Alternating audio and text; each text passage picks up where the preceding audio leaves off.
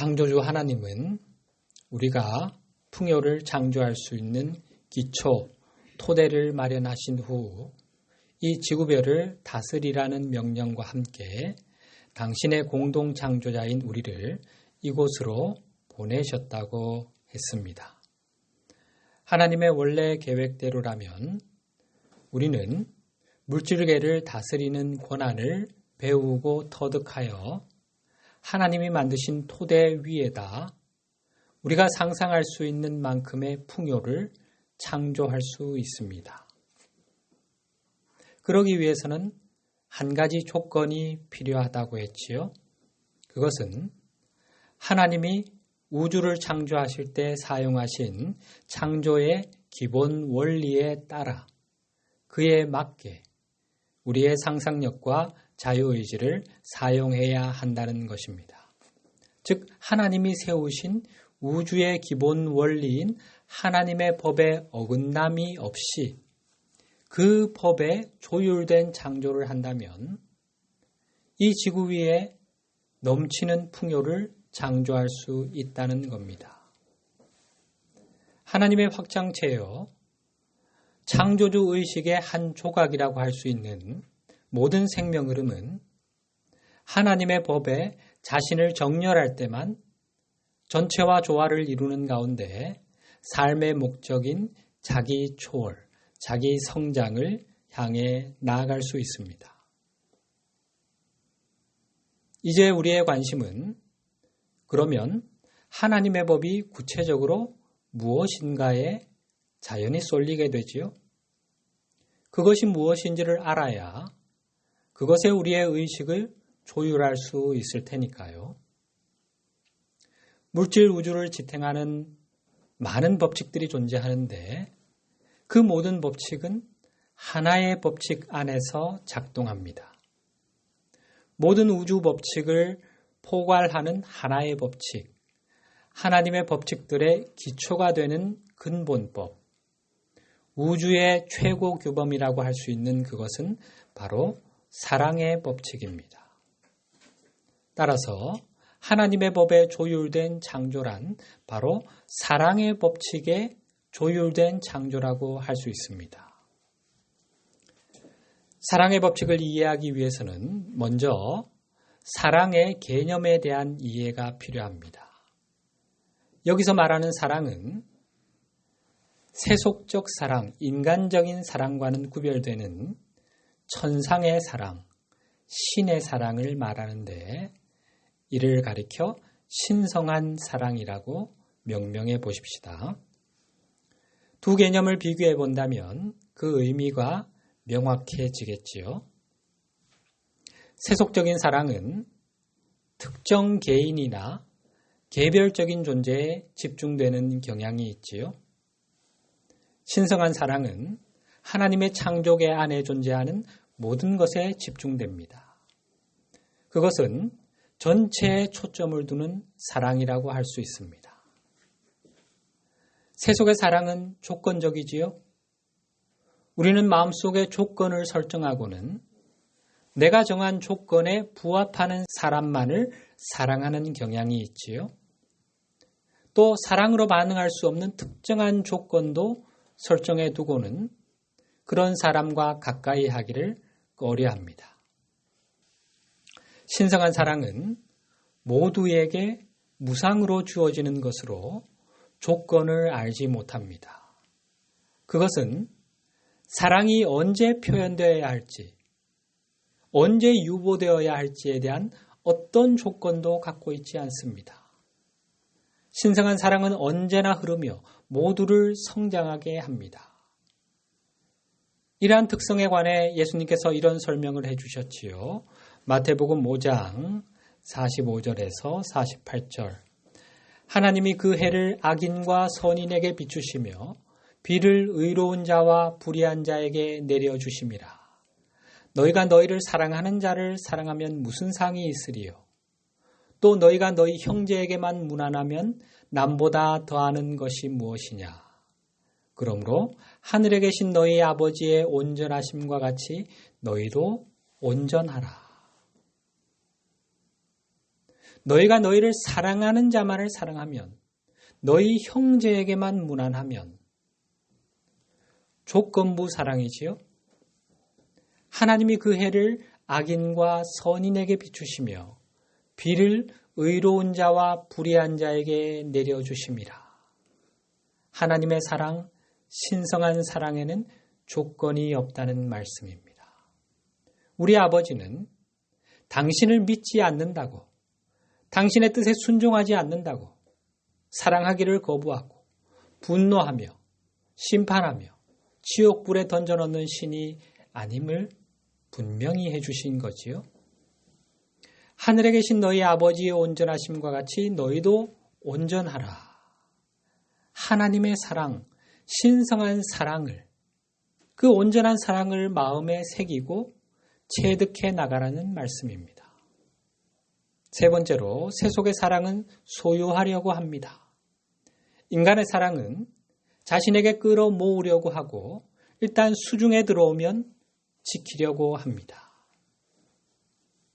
강한 집착과 소유욕이 그 특징이라고 할 수 있지요. 소유하는 사랑은 상실에 대한 두려움으로 인해 변화를 거부하려고 합니다. 인간의 사랑은 완전함을 변하지 않는 정적인 상태, 멈춰 있는 상태로 인식합니다.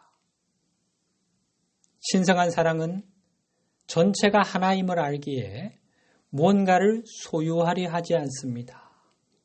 그것은 자신에게로 끌어와 자신만을 높이려 하지 않고 거저주고 내어줌으로써 마침내 자신까지 내어줌으로써 모두를 높이려 합니다. 너희가 거저받았으니 거저주어라 하신 주님의 말씀이 떠오르지요. 신성한 사랑은 가진 것을 유지하기 위해 성장을 멈추려 하지 않습니다. 소유는 정체됨이며 성장은 움직임입니다. 신성한 사랑은 언제나 현재보다 더 크게 되기 위해, 즉 그 이상이 되기 위해 움직여 나가며 성장을 가속하려 합니다. 세속의 사랑은 타인을 경쟁의 대상으로 인식하며 그를 제치고 자신을 높이려 합니다. 인간적인 사랑은 더 큰 자아인 현존이 아닌 개별적인 자아, 곧 분리된 자아를 높이려 합니다. 그러나 신성한 사랑은 자신이 더 큰 자아인 현존과 하나임을 압니다. 그것은 곧 전체와 하나임을 안다는 뜻입니다. 따라서 신성한 사랑은 전체에게 유익이 되는 것을 추구함으로써 전체를 높이려 합니다. 다섯 번째, 인간의 사랑은 잃어버리는 것에 대한 두려움과 충분하지 않음에 대한 두려움에 기반을 둡니다. 이 상실과 부족감에 대한 두려움으로 인해 주는 것을 두려워하게 됩니다. 신성한 사랑에는 일체의 두려움이 없습니다. 그것은 모든 두려움을 일수하는 힘을 지니고 있습니다. 오늘 본문 말씀이지요. 요한일서 4장 18절, 사랑 안에 두려움이 없고 온전한 사랑이 두려움을 내쫓나니 두려움에는 형벌이 있음이라. 두려워하는 자는 사랑 안에서 온전히 이루지 못하였느니라.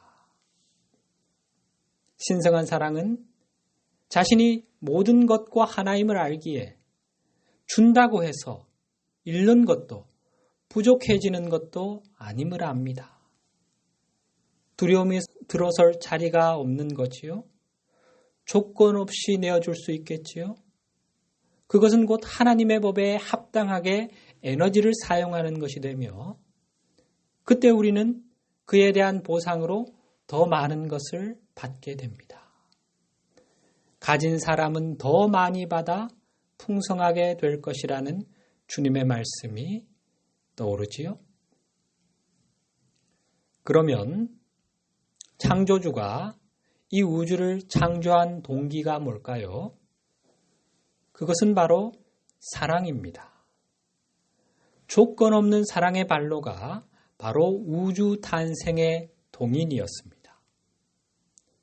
창조주가 우주를 창조하기 위한 계획을 세우셨을 때 그분은 당신의 확장체로서 자아의식을 지닌 수많은 존재들을 창조하기로 결정하셨습니다. 그런데 갓 태어난 생명 흐름들은 하나님이 부여하신 창조력을 성숙하게 사용하는 법을 습득하지 못한 상태였습니다. 우리가 제한된 창조력과 제한된 자아감을 가지고 출발하여 스스로를 초월하면서 자신의 자아감을 확장하고 창조적인 힘을 키워나가는 것이 창조주의 원래 계획이었습니다.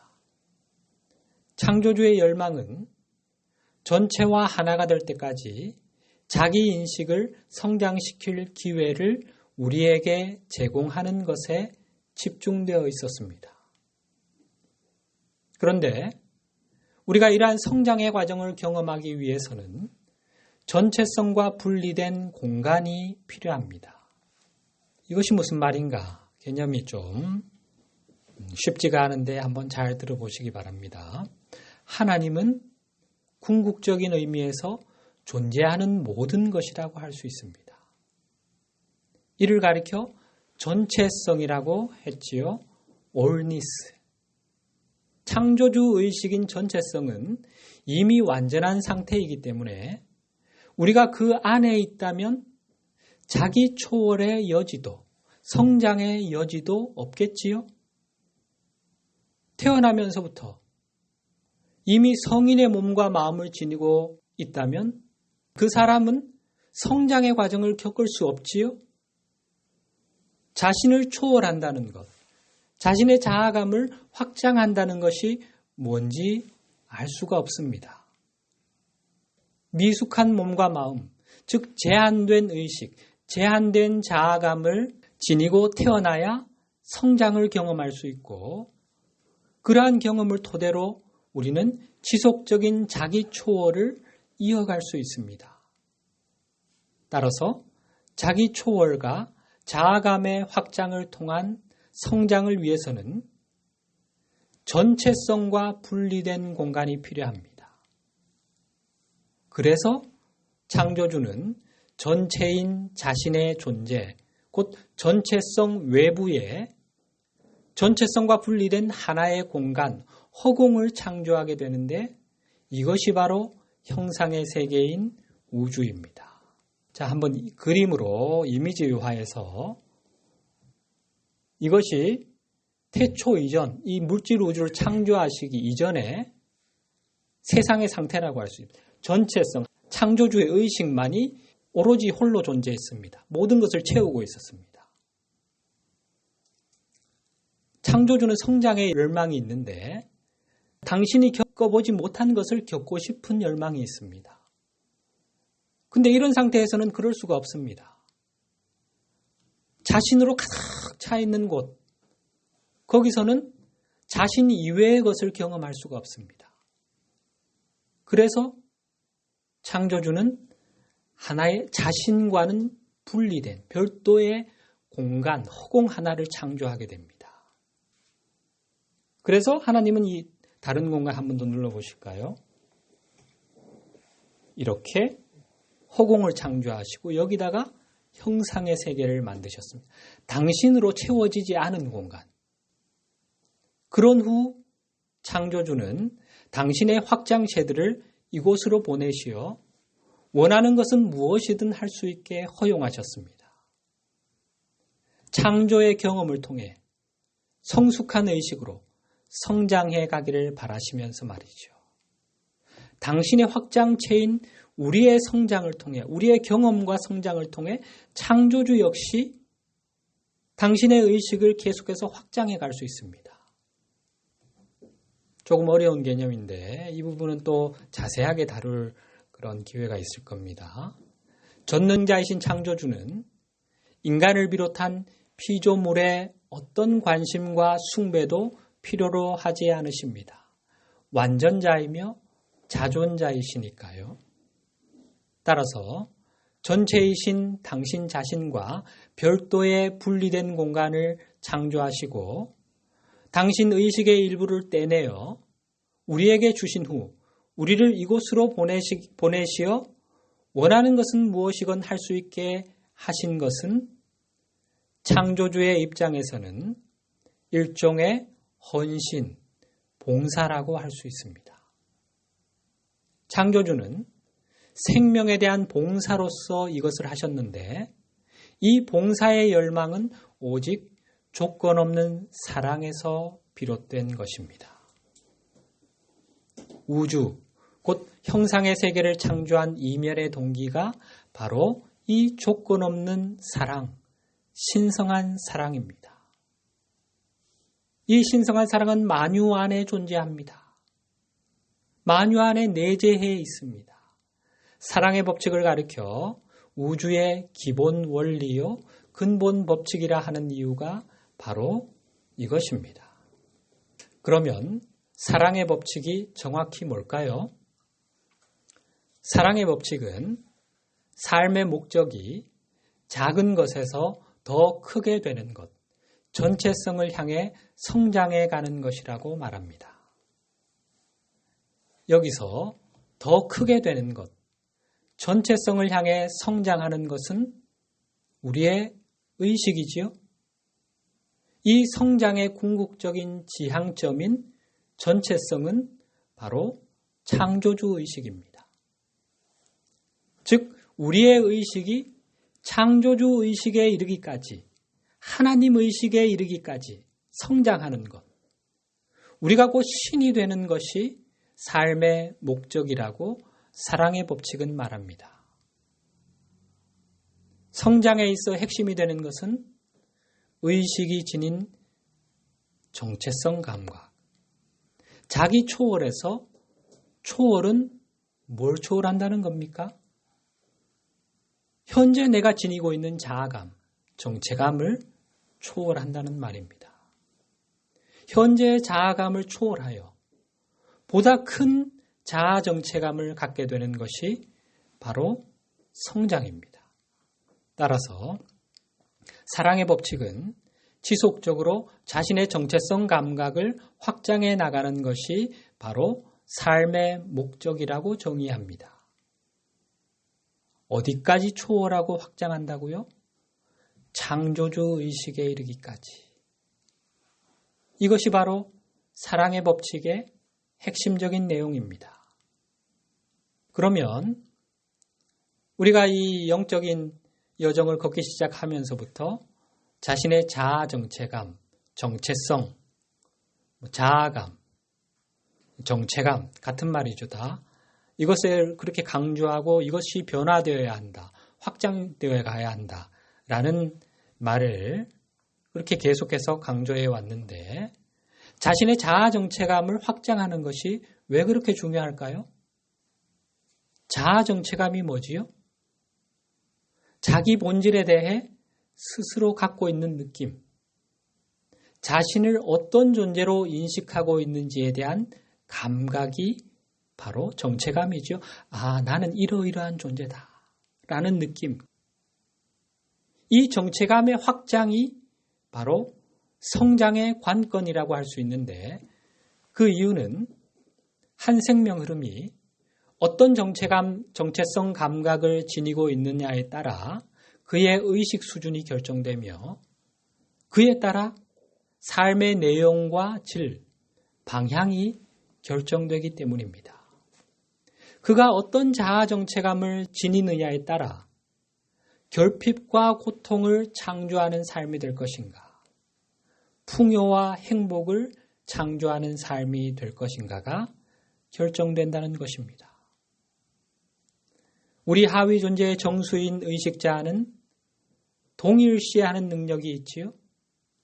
자신을 무엇과 동일시하느냐에 따라, 다시 말해 자신을 누구로 어떤 존재로 인식하느냐에 따라 그 존재가 되고 그런 삶이 펼쳐지게 되는 겁니다.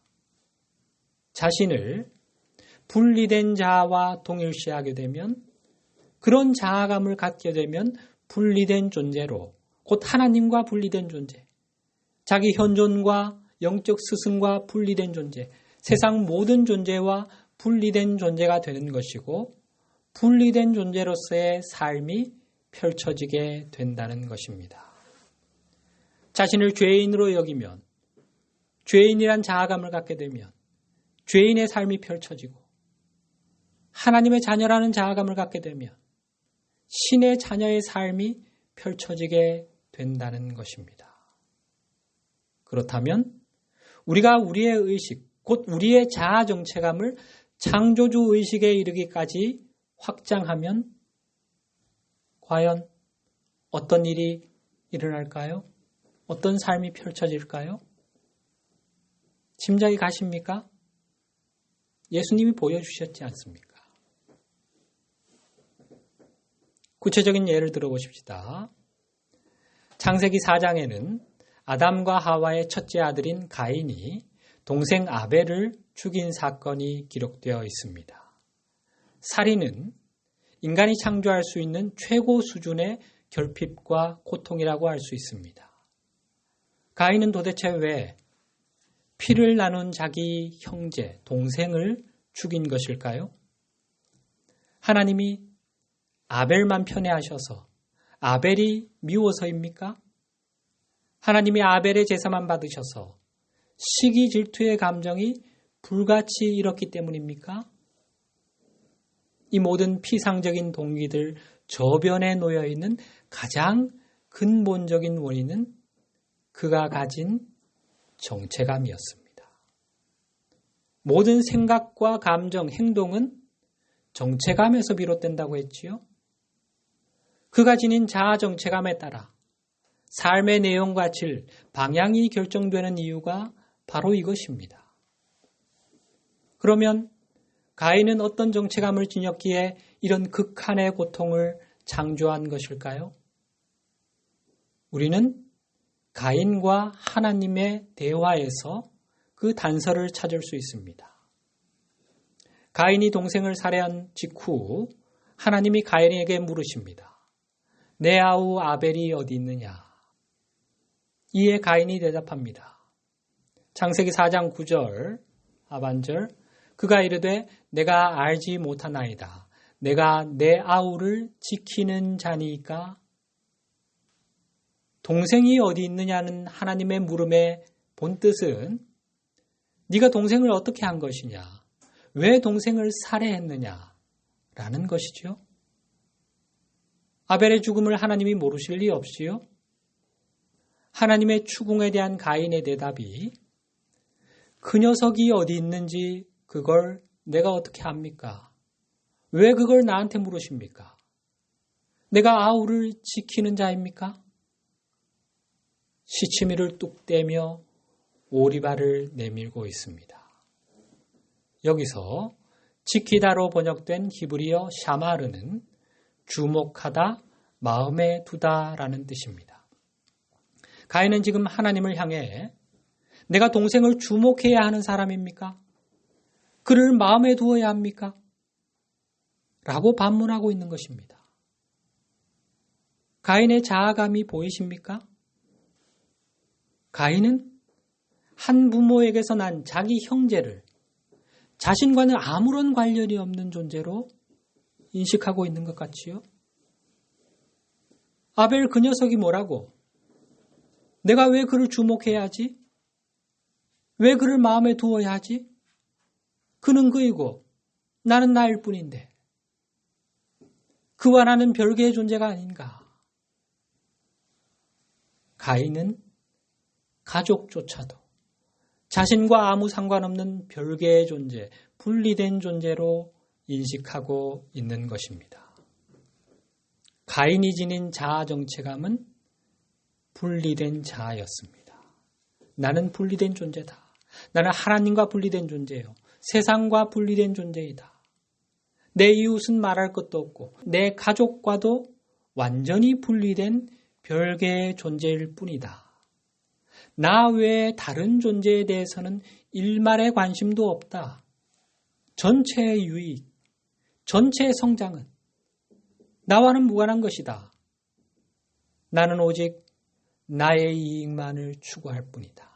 나의 감정만을 따를 뿐이다. 나의 신념만을 고수할 뿐이다.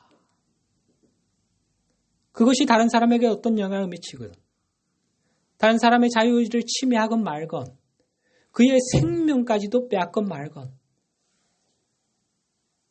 내 감정대로, 내 유익대로 하겠다. 분리된 자아에게서만 나올 수 있는 그런 생각이죠. 분리된 자아는 타인을 자신과 맞서 싸우는 분리된 존재로 인식합니다. 내 형제까지도 말이죠. 그가 지닌 자아감이 그의 의식 수준, 그의 삶의 내용과 방향을 결정한다고 했지요. 가인이 지녔던 분리된 자아라는 왜곡된 정체감이 살인이라는 고통의 현실을 창조했고, 그 결과로 그에게 주어진 것은 일생 유리하는 자의 삶이었습니다. 창세기 4장 12절 말씀. 내가 밭을 갈아도 땅이 다시는 그 효력을 내게 주지 아니할 것이요 너는 땅에서 피하여 유리하는 자가 되리라. 땅이 그를 피하고 사람들이 그를 피하고 세상이 그를 피하는, 모두가 자신을 외면하고 멀리하는 분리된 자의 삶, 결핍과 고통의 삶이 그에게 주어진 것입니다. 예수님은 어떤 정체감을 지니고 계셨을까요? 예수님이 하신 말씀들을 통해 이를 추리해 볼 수 있습니다. 요한복음 14장 10절. 내가 아버지 안에 거하고 아버지는 내 안에 계신 것을 내가 믿지 아니하느냐. 내가 너희에게 이르는 말은 스스로 하는 것이 아니라 아버지께서 내 안에 계셔서 그의 일을 하시는 것이라. 요한복음 10장 30절. 나와 아버지는 하나이니라. 놀라운 고백이지요. 지금으로부터 2000년 전 이런 고백을 하셨다는 사실이 우리를 더욱 놀라게 합니다. 예수님은 하나님을 아버지라 부르셨지요. 당신이 창조주의 확장이요 하나님의 개별화된 존재라는 사실을 분명히 인식하고 계셨던 것입니다. 여기서 그치지 않았지요. 내가 아버지 안에 거하고 아버지께서 내 안에 거하신다. 내가 하는 일은 스스로 하는 것이 아니라 내 안에 계신 아버지께서 나를 통해 하시는 것이다. 나와 아버지는 하나이다. 그리스도의 식의 성취를 통해 하나님과 온전히 하나됨에 이른 의식의 경지를 보여주고 계신 겁니다. 하나님의 아들이라는 정체감, 나아가 하나님과 하나라는, 내가 곧 신이라는 자아감, 이것이 예수님이 지니셨던 자아 정체감이었습니다. 이것은 수직적인 하나됨입니다. 또 예수님은 이런 말씀을 하셨지요. 요한복음 14장 20절. 그날에는 내가 아버지 안에, 너희가 내 안에, 내가 너희 안에 있는 것을 너희가 알리라. 마태복음 25장 40절. 내가 진실로 너희에게 이르노니 너희가 여기 형제 중에 지극히 작은 자 하나에게 한 것이 곧 내게 한 것이니라. 너희가 내 안에 있고 내가 너희 안에 있다. 여기 내 형제 중 지극히 작은 자 하나에게 한 것이 곧 내게 한 것이다. 내 형제, 이웃, 나아가 세상 모든 존재와 내가 하나라는 자아감. 이것이 예수님이 지니신 정체성 감각의 또 다른 측면이었습니다. 예수님은 하나님과 하나라는 자아감과 함께 세상 모든 존재와 하나라는 정체성 감각을 완성하셨습니다. 수직적인 하나됨을 넘어 수평적인 하나됨을 이루신 것입니다. 사방팔방으로 완전한 하나됨을 이룬 의식의 경지. 그리스도 의식이지요. 십자가가 상징하는 것이 바로 이것입니다. 수직의 막대기는 하나님과 하나된 의식을 상징하는 것이며 이것을 가로지르는 수평의 막대기는 존재하는 모든 것이 하나로 연결되어 있음을 인식하는 의식의 경지를 상징합니다. 따라서 십자가는 그리스도 의식에 대한 상징이며 그래서 십자가가 구원의 표징이 될 수 있는 것입니다. 십자가의 고통, 거기서 흘리신 피, 이런 것은 구원과는 관련이 없습니다. 이러한 정체감을 지닌 존재에게 최종적으로 주어지는 것, 뭐지요? 예수님이 무엇을 얻으셨습니까? 사망의 권세를 이기는 부활, 그리고 영원한 생명, 영생이지요. 윤회의 사슬을 끊고 승천하여 불멸의 영적 존재가 되는 것. 사랑은 초월하게 하는 추동력, 곧 성장하게 하는 힘이라고 할 수 있습니다. 부모의 사랑은 아이가 건강한 인격으로 성장하게 하는 힘이지요.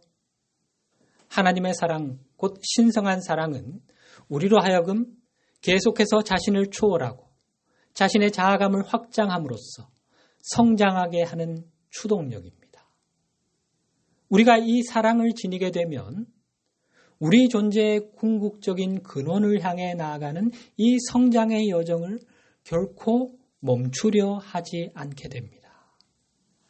우리는 모든 존재가 그 이상이 되는 여정, 성장의 여정에 있기를 바랄 것이고 따라서 우리 모두는 궁극의 의식인 창조주 의식을 향해 나아가게 됩니다. 우리 안에 이 신성한 사랑이 있는 한 성장을 거부하는 정체, 제자리에 계속 머물러 있는 침체는 불가능합니다. 사랑이 우리를 그렇게 내버려 두질 않습니다. 우리는 하나님의 무한한 자기 인식을 향해 나아가거나 하나님과 분리된 지극히 제한된 자기 인식을 가진 존재로 퇴보할 수 있습니다. 우리가 할 수 있는 선택은 그 이상이 되거나 아니면 그 이하가 되는 둘 중 하나입니다. 회색지대는 없습니다. 이것은 전구가 켜지고 꺼지는 것에 비유할 수 있습니다. 전구가 반쯤 켜지거나 3분의 2쯤 켜지거나 그런 경우는 없지요. 켜지거나 아니면 꺼지는 것, 둘 중 하나입니다. 이것을 더 잘 이해하려면 개인과 전체의 관계를 살펴볼 필요가 있습니다. 창조주가 창조한 모든 것은 창조주의 의식에서 나왔습니다. 따라서 모든 피조물은 같은 근원에서 나왔고 그 하나의 뿌리, 공통분모를 통해 하나로 연결되어 있습니다. 모든 것이 에너지로 이루어져 있음을 밝힌 아인슈타인의 상대성 이론이 이러한 사실을 지지해 주지요. 형상의 세계에 존재하는 모든 것, 모든 피조물은 하나로 연결되어 있는데 이것을 가리켜 전체, 전부, 일체 또는 송두리라고 표현할 수 있습니다. 송두리의 어원은 속뿌리인데 전체를 의미하는 순우리말입니다. 형상을 지닌 모든 곳, 곧 전체는 같은 목적으로 창조되었으며 같은 창조 원리를 따릅니다. 그 같은 목적이 뭐라 했지요? 자기 초월, 성장. 같은 창조 원리는 사랑의 법칙. 따라서 전체가 같은 목표를 향해 송두리째 움직인다고 할 수 있습니다. 이것은 개개의 물방울들이 바다에 이르러 대양과 통합되려는 공통의 목표를 향해 움직여 나가는 강에 비유할 수 있습니다. 그래서 이 움직임을 가리켜 생명의 강이라고 하는 것입니다. 생명의 강은 창조주가 정의한 법칙에 따라 전체와 통합되려는 공통의 목표, 곧 하나됨의 목표를 향해 조화롭게 움직여가는 일관된 흐름으로 자기 초월의 길을 걷는 생명 흐름들에 의해 창조된 것입니다. 아직 전체와 하나됨을 이루지 못한 우리, 개별적인 존재로서의 우리는 현재보다 더 크게 되는 길이나 더 작게 되는 길, 둘 중 하나를 선택할 수 있는 권리가 주어져 있습니다. 우리가 더 크게 되는 길을 선택하면 생명의 강에 합류하게 되고 창조의 목적에 부합하는 길을 선택한 모든 생명 흐름들과 조화를 이루며 함께 움직여 나가게 됩니다. 이것은 우리가 창조의 기본 원리에 따른 창조, 곧 하나님의 법에 조율된 창조를 하게 된다는 의미이며 이때 우리는 그에 대한 보상으로 더 많은 것을 받게 됩니다. 우리가 창조한 모든 것이 하나님에 의해 증식되어 더 풍성히 받게 된다는 것입니다. 예수님의 이 말씀이 떠오르지요. 요한복음 10장 10절 하반절, 내가 온 것은 양으로 생명을 얻게 하고 더 풍성히 얻게 하려는 것이다. 더 풍성히 얻는 비결은 하나님의 창조 원리에 부합한 창조, 하나님의 법에 조율된 창조를 하는 것이라 했지요. 주님은 우리에게 바로 이 방법, 이 길을 알려주시려고 세상에 오신 것입니다. 사랑은 자기 초월의 추동력이라고 했습니다.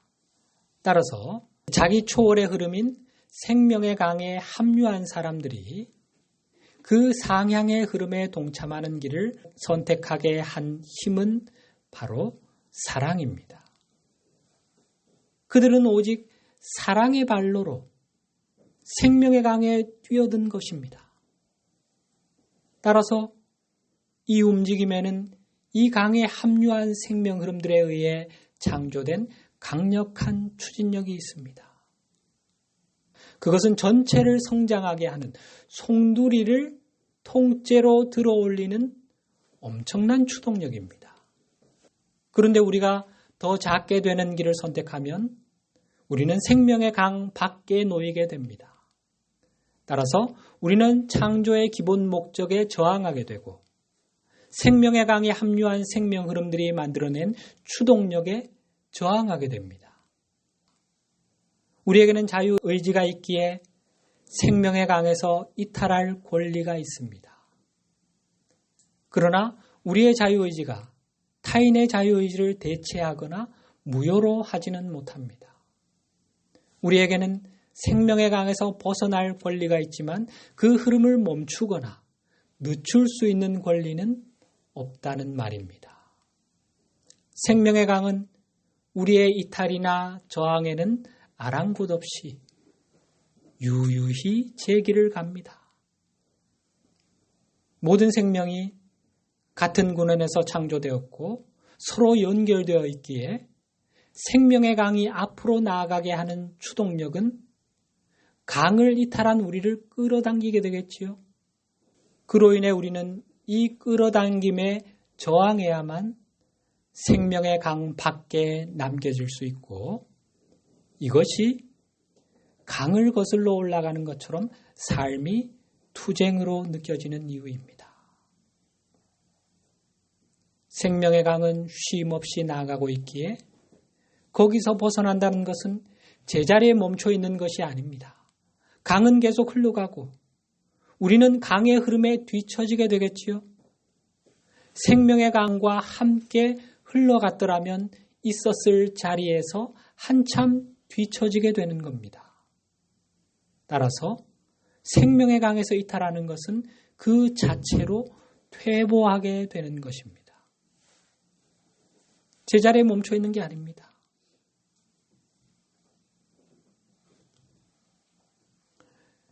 요약하자면 사랑의 법칙은 삶의 목적이 자신을 초월하고 자신의 자아감을 확장함으로써 그 이상이 되는 것이라고 말합니다. 사랑의 법칙은 우리가 그 목적에 저항할 권리가 있지만 다른 생명 흐름들이 우리를 따르게 할 수는 없다고 말합니다.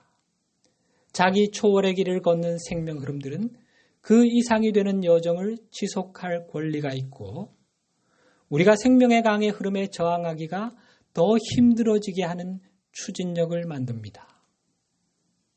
존재하는 모든 것은 같은 근원에서 창조되었고 하나로 연결되어 있습니다. 이것이 실제입니다. 분리란 오직 개별적인 존재의 마음에만 존재하는 환영입니다. 따라서 우리가 이 환영을 선택할 경우 우리는 실제로 생명의 강에서 분리되는 것이 아니라 오로지 우리의 마음 안에서만 분리되어 있다고 느낍니다. 하나님 안에서 모두가 하나로 연결되어 있는 것이 존재의 실상인데 우리가 창조한 환영으로 인해 하나님의 품, 하나님이라는 그 연결선을 보지 못하는 것입니다. 우리가 자기 초월의 길을 선택함으로써 생명의 강에 합류하게 되면 그것은 우리 자신을 사랑의 법칙에 정렬하는 것입니다. 이때 우리는 생명의 강 안에서 하나님의 법에 조율된 창조를 하게 되며 그 결과로 주어지는 것은 풍요가 넘치는 삶입니다.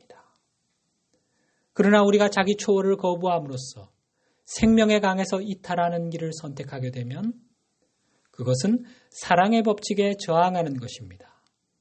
이때 우리는 하나님의 법에 어긋나는 창조를 하게 되고 그 결과 결핍과 고통의 삶이 주어지는 것입니다.